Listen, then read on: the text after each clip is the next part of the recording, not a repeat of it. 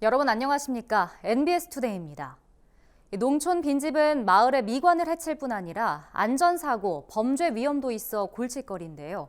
이에 정부가 빈집 철거를 유도하기 위한 소득세법 시행령 개정 계획을 발표했습니다.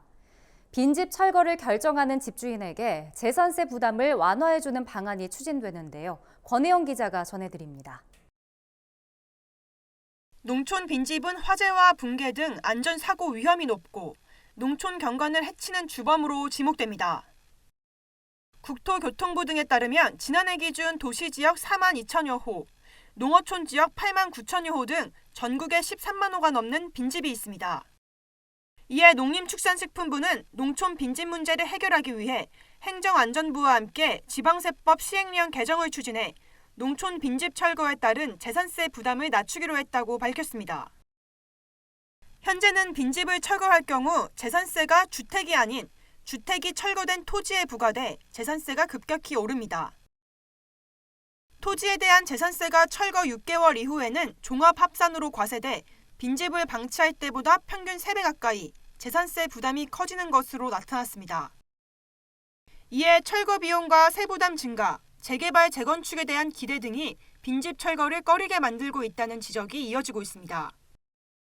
행안부는 이 같은 문제를 해결하기 위한 지방세법 시행령 개정안을 11월 입법 예고하고 개정 절차를 완료해 내년에 부과되는 재산세부터 적용할 예정입니다. 이번 개정안은 빈집 철거로 생긴 토지세액을 철거 전 납부하던 주택세입만큼만 인정해주는 기간을 3년에서 5년으로 늘리는 것이 골자입니다.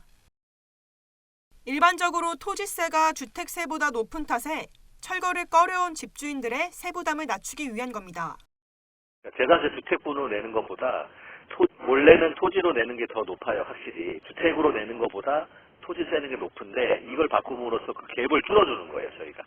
빈집을 철거했을 때 토지세율이 세액이 높기 때문에 그걸 좀 줄여주기 위해서 이렇게 이번에 이 법을 좀 개정하려고 하는 겁니다. 빈집 철거 후에 토지세액의 부과 기준이 되는 기존 주택세액의 연 증가 비율도 30%에서 5%로 내리기로 했습니다. 또 집주인들의 세부담 경감을 위해 종합합산이 아닌 별도 합산되고 있는 토지 과세 기간을 기존 6개월에서 3년으로 연장하는 방안도 추진됩니다. 이 같은 혜택은 도시지역에서 읍면 농어촌 지역까지 확대됩니다.